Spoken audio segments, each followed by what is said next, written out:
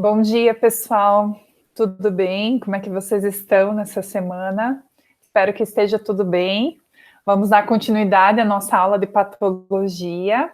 É a continuidade da semana passada, na verdade. Nós vamos continuar com degenerações e hoje nós vamos falar sobre morte celular, certo?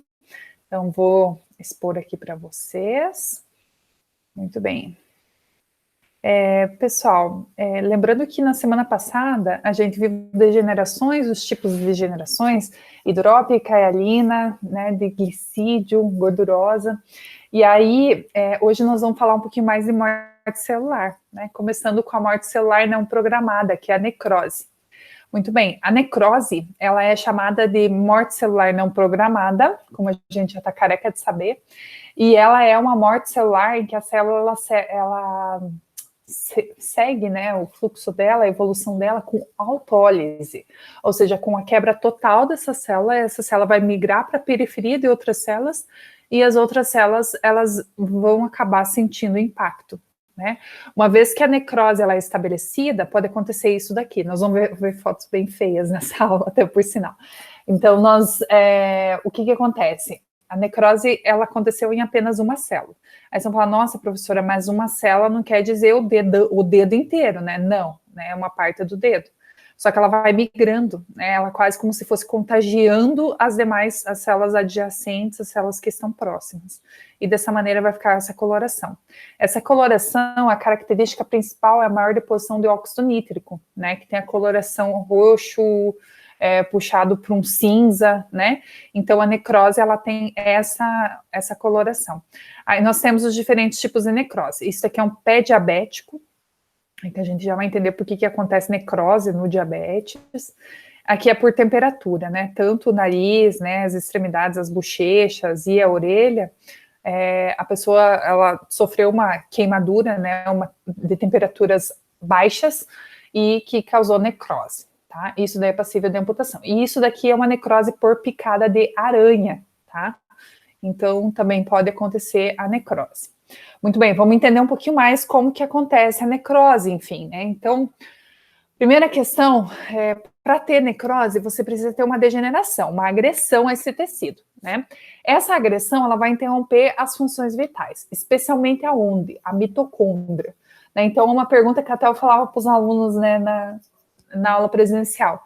Pessoal, se eu perguntar para vocês qual que é a organela que mais é afetada na necrose, vocês vão me responder a mitocôndria. Por que mitocôndria?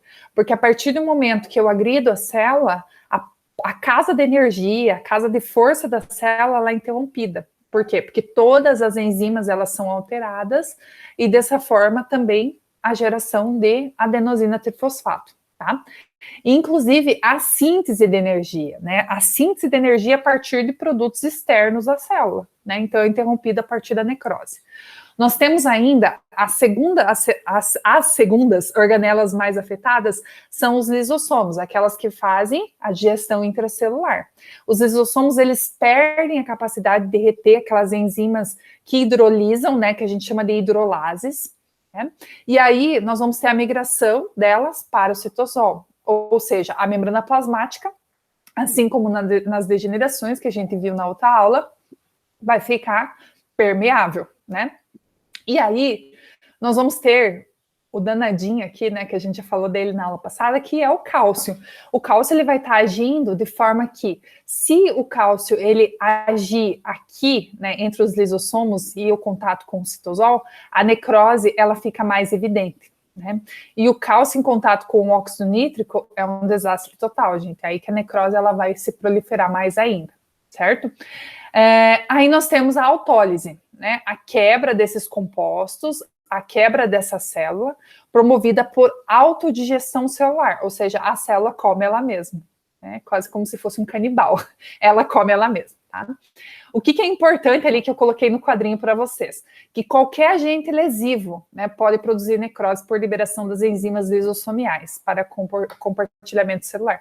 Ou seja, qualquer coisinha, lavei, eu tô perto da pia aqui na minha cozinha, eu lavei louça e quebrei um copo, né, e formou uma lesão ali na minha mão horrível e não está cicatrizando, pode gerar necrose, professora? Pode. Né? Então é bem grave essa questão. certo? E aí, pessoal, vamos de novo, né? O mesmo esqueminha da aula passada, um pouquinho melhor, mais bonitinho, né, hoje.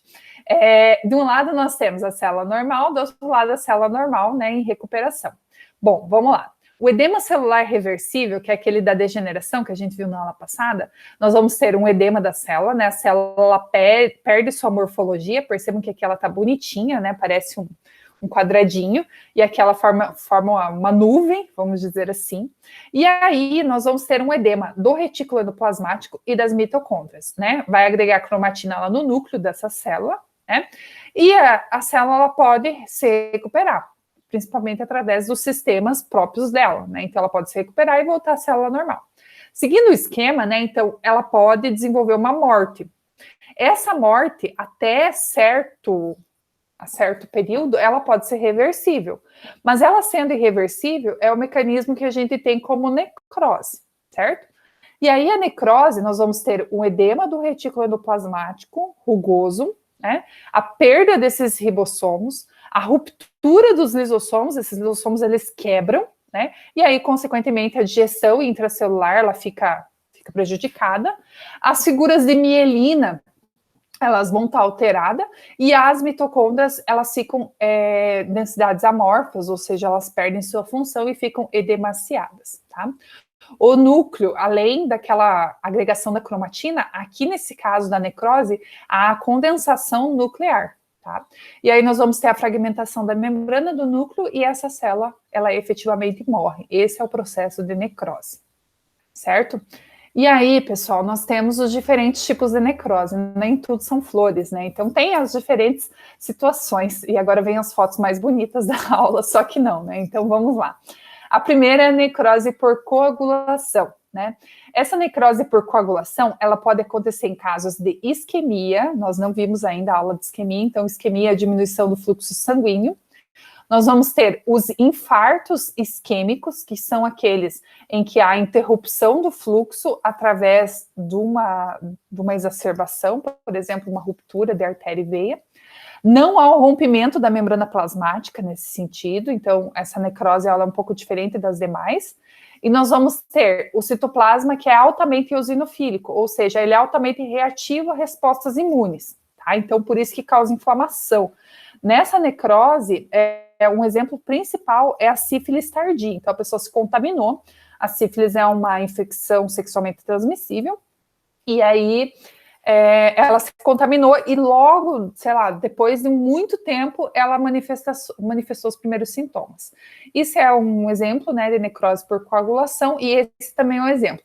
Esse é um exemplo, gente, característico de paciente que fica muito tempo acamado, tá?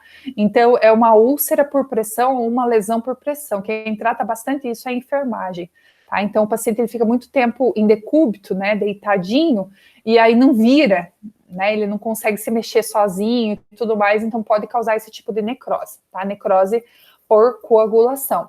É mais comum em locais em que não há tanta higiene ou tanto cuidado assim, tá? Então, a necrose por coagulação tem essa associação.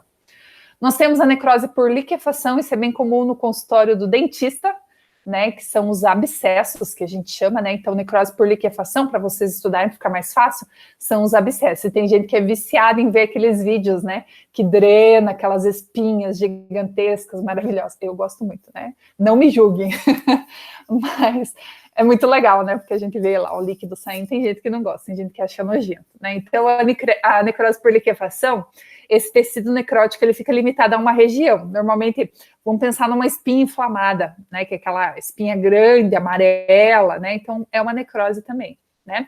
E essa região normalmente é cavitária, ou seja, vai formar como se fosse um buraco ali na região, tá. Havendo a presença de grande quantidade de neutrófilos, que são células do sistema imunitário, e outras células inflamatórias, os quais originam pus, que é aquilo que é drenado, tá. Tem que drenar, gente, porque se não drenar, vai causar uma inflamação ainda maior, tá? Então, esse pus, ele vai aumentando, como toda necrose, né? Então, a gente viu que uma célula necrótica pode contaminar as outras, né? Isso na necrose por liquefação também é bem verdadeiro. Nós temos ainda as ações das enzimas lisocimais hidrolíticas e também infecções bacterianas. Isso também é importante. Se não drenar, as bactérias, elas podem, como se fosse um plexo energético ali para as bactérias. Elas vão lá e vão fazer a festa naquela região, né? A necrose por liquefação, aqui nós temos um exemplo de um abscesso da mandíbula, tá? Então, por pulpite, né, por doença nos dentes, né, por dor nos dentes, inflamação, e aí o dentista, ele drena, né, então o principal é drenar, tem que drenar, porque senão pode piorar a situação. O terceiro tipo de necrose é a necrose caseosa, né, então essa é um pouquinho diferente, essa é bem comum na tuberculose, tá, a gente já vai entender um pouquinho mais disso. Tá? Então, a necrose caseosa, o que é caseosa? Significa gomosa, ou assim, parece como é que eu posso dizer para vocês? Uns espaços vazios no tecido. Tá? Então, o tecido ele fica esbranquiçado, granuloso, amolecido, com aspecto de queijo suíço. Queijo suíço, para quem não lembra, lembra do Tom e Jerry? Né, então, que o Jerry ama queijo, né, como quase todo rato, né, então aqueles queijos com bolinhas, né, com furos, né, então esse é o aspecto da necrose caseosa. Agora ninguém mais come queijo suíço, né, então é comum ser observada na tuberculose, né, que é a principal doença, né, nas doenças, nos cânceres malignos e em alguns tipos de infarto, né, então infarto quando a autópsia, né, identifica ali o coração, abre o coração, às vezes tem uma necrose caseosa bem característica. Na sífilis também, de novo, né, pode ter consistência borrachoide, especialmente nos órgãos sexuais, tanto feminino quanto masculino, e é denominada necrose gomosa. Tá? Então, essas são as imagens, certo? Então, essa é a imagem macroscópica, e aí a gente pensa no queijo suíço, esse é o queijo suíço, maravilhoso, muito gostoso, por sinal. Não pensem nele como uma necrose, por favor. E aí a tuberculose. A tuberculose, gente, é uma doença infecciosa, né, pela Mycoplasma tuberculosis, é uma bactéria, e ela é muito danosa, né, então a tuberculose, ela faz o que acontece, a gente tá vendo agora do coronavírus, né, bem parecido, então acontece uma fibrose, e essa bactéria, ela vai promovendo esses furinhos, né, então que é a necrose caseosa, certo?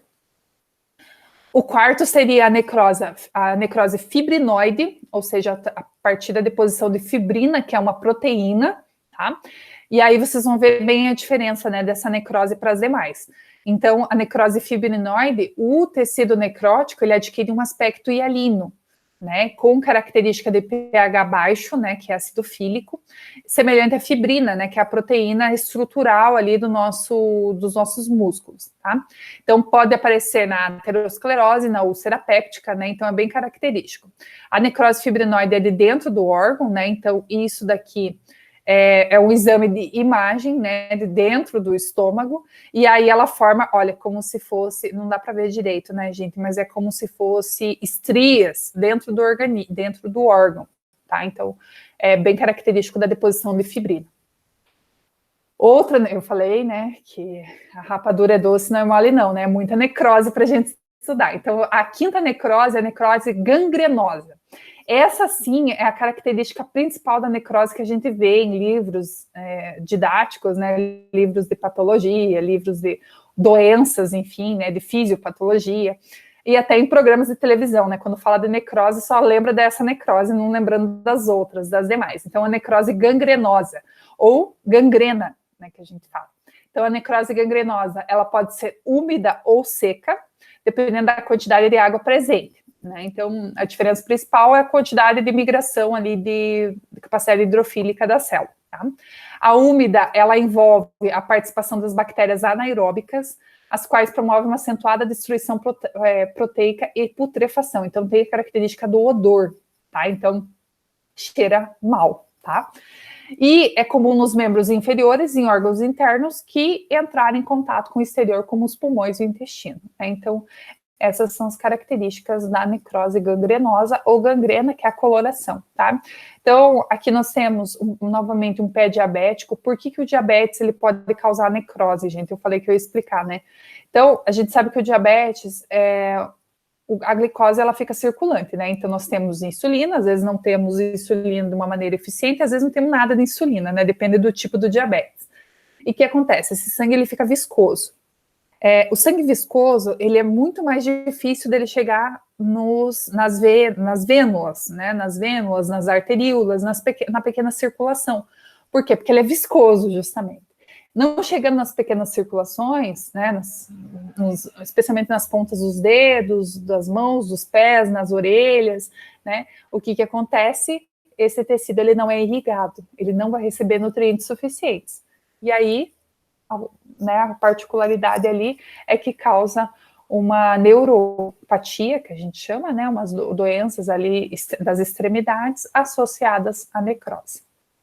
Certo? Bom, vamos para outra morte celular, que é a apoptose. Muito bem. Então, a apoptose é a morte programada, é muito mais bonitinha, né? Então, a apoptose ela não sofre autólise, ou seja, ela não se decompõe de tal forma a migrar para as outras células, né? Ao contrário, ela é fragmentada, olha que bonitinha, né? Então, ela é fragmentada e os fragmentos, eles são envolvidos ali pelas células vizinhas e fagocitados. Então, na apoptose, há sempre umas enzimas específicas, como as proteases, né? Aquelas que quebram proteína, e elas vão induzir as modificações funcionais e morfológicas nesse sentido. Nós temos duas vias apoptóticas, que são as vias mitocondriais, por exacerbação ali do ATP, né, diminuição do complexo da adenosina trifosfato, com diminuição do ciclo de Krebs, e nós temos a via de receptor morte pelo núcleo, pela condensação de cromatina, parecido com o que ocorre na necrose, certo?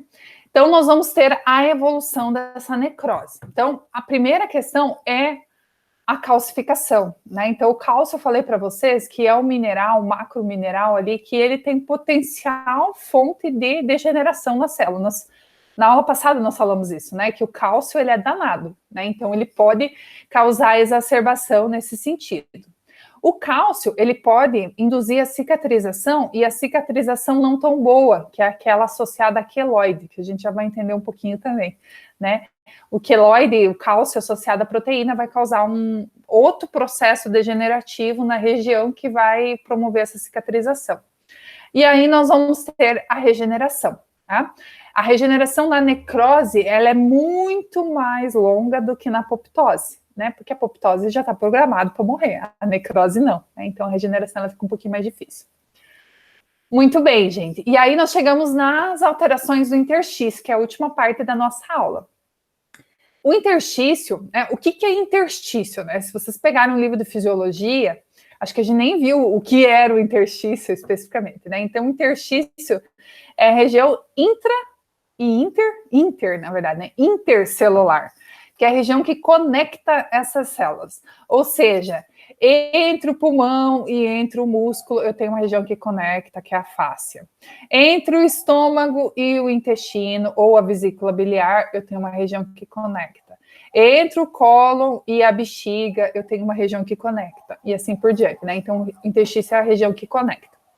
As alterações do interstício, ela pode associar-se à proliferação dessas células, ou seja, o aumento delas por hipertrofia, por hiperplasia, por displasia, por metaplasia, por neoplasia, né, diferenciações celulares, ou a apoptose, ou seja, morte programada da célula, tá? Por que necrose não ocorre nas alterações do interstício? Porque na necrose nós vamos ter uma exacerbação daquelas células, e essas células, elas não vão ser fagocitadas, né? Então, não vai ter o processo intracelular ali envolvido, tá? Nas alterações do interstício, nós vamos ter as modificações da substância amorfa, ou seja, das substâncias ali que estão no citoplasma, né, no citosol, tá? Aí você fala, mas professora, mas não é intercelular, mas a permeabilidade da membrana, lembra na apoptose, que também é a permeabilidade da membrana, tá? E ainda nós vamos ter alterações nas fibras elásticas, nas fibras do colágeno, né, especialmente associadas às enzimas, e nas fibras as reticulares, né, que são aquelas mais alongadas associadas à contração muscular, tá? que podem sofrer alterações na estrutura e nos depósitos das substâncias in situ ou originadas na circulação. Então, as alterações do interstício, elas são de 3 tipos, né? Então, nós vamos ter uma alteração hialina. Aí você vai falar, professora, mas está muito parecida com a aula passada. Na aula passada, pense assim, na aula passada nós vimos degenerações dentro da célula. Agora nós estamos vendo entre as células, né? Então nós vamos ter uma transformação hialina ou hialinose, nós vamos ter uma transformação mucoide, que é aquela associada ao muco, e nós vamos ter uma transformação fibrinoide. Percebam que os 3 são proteínas, né? Então, associadas à proteína, certo? Exemplo mais comum que eu dou, gente, é a asma, né? A asma é uma alteração do interstício, uma vez que na asma nós vamos ter os bronquíolos, né? Lembra lá do pulmão, né? Então, essa troca do dióxido de carbono por o oxigênio, aqui nós estamos normais, e aí na asma essa troca ela fica dificultada, uma vez que a permeabilidade do bronquíolo está exacerbada, porque esse interstício, né, a região entre os brônquios, ela está alterada. A asma brônquica, ela pode ter reações, né, especialmente quando alérgica, né, por exemplo, sei lá, pode ser um gatilho o pelo do animal, ou a poeira do ambiente, ou medicamentos, né, ou até mesmo cortisol, né, a pessoa se estressa e tudo mais e dá uma crise de asma, né, pode seguir uma crise de asma. Então, esse interstício aqui, que vai causar uma ruptura ali do sistema, né, esse brônquio, esse bronquíolo, desculpa, ele fica um pouco exacerbado. Percebam que aqui ele tá bem certinho, né, bem bonitinho, e aqui ele tá todo desorganizado por conta dessa questão da alteração do interstício. Então, o principal exemplo na alteração do interstício seria a asma. E aí nós temos também as alterações nas fibras do colágeno, né, no colágeno, nos retículos e também as fibras elásticas. Na nutrição, muitas pessoas falam, ai, tome colágeno é bom para a pele. Na verdade, não é o colágeno que é bom para a pele, é o seu precursor. Quem que é o precursor do colágeno? A vitamina C, tá? A vitamina C que vai penetrar na pele, vai ir para os fibroblastos e que vai incitar a produção de colágeno. E colágeno, o que que é, gente? É proteína. Né? Então, eu consumindo proteína, eu vou obter colágeno. Aqui tem exemplos de alimentos, né, que eles vão associar-se tanto às fibras colágenos quanto ao aumento de proteína para melhorar a função ali dermatológica. Aqui nós temos, por exemplo, goiaba, alho, os feijões, ovos, cenoura, iogurte, atum, mel, laranja, caju, castanha do Pará, ou as outras castanhas, aqui alho poró, salmão, morango, pepino e cebola. Né? Cebola e alho são excelentes, até promotores do aumento da produção de colágeno, certo? E aí, nas lesões, nós temos as principais associações. Então, cicatrização ou regeneração. Regeneração, ela é basicamente aquilo que a gente diz que a célula parece que ela nunca foi lesionada, porque ela se regenera totalmente. Na cicatrização, nós temos a maior deposição de colágeno e proteína. Tá? Os mecanismos que diferenciam elas são muito intrínsecos, inclusive envolvendo a questão das enzimas proteolíticas, aquelas que quebram proteínas. Aí altera também as alterações, né, faz promover ali as alterações do interstício. Né? E aqui, gente, eu trouxe um caso extremo, né, que são os queloides, né? Então, aqui é um queloide gigantesco.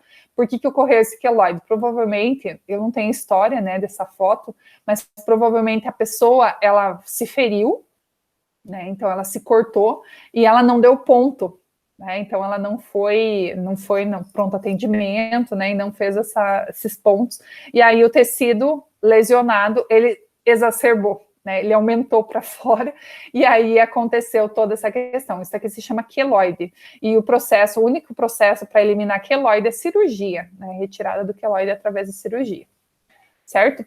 Outras alterações interstício, gente, é da próxima aula, que aí eu não sei quando que vai ser a próxima aula. Por quê? Porque, de acordo com o DNUT, né, a gente poderia dar a quantidade de aulas que lhe foi fornecida, e aí nós tínhamos 6 aulas para ter, e essas 6 aulas estão sendo cumpridas hoje, tá? Então, as alterações do interstício são as pigmentações, as calcificações e as pigmentações, né? Então, são as próximas alterações do interstício. Aguardo, né, a próxima liberação para a gente entrar com as próximas aulas. Ok, pessoal? Agradeço, fico à disposição. Deixo uma frase aqui para vocês que eu gosto bastante, um gatinho maravilhoso, né? Que saber não é o suficiente, nós devemos aplicar, a vontade não é suficiente, nós devemos fazer, certo? Pessoal, eu vou deixar para vocês o conteúdo de autoaprendizagem, né? Então, são as questões. Nós temos também um exercício final, que eu vou deixar linkado para vocês com as instruções, né? Então, ele vai estar junto ali para vocês responderem, tá? Então, vou fazer um vídeo explicando basicamente o que eu quero com esse exercício. E aí, vocês terão prazo de 1 semana para enviar esse exercício, ok? Quem tiver problemas de acesso ou tiver problemas em relação ao exercício, pode entrar em contato comigo, tá bom? Eu estou à disposição de vocês, certo? Agradeço novamente a oportunidade de estar aqui com vocês. Qualquer dúvida, eu permaneço à disposição e desejo uma excelente semana, certo? Muito obrigada, até a próxima.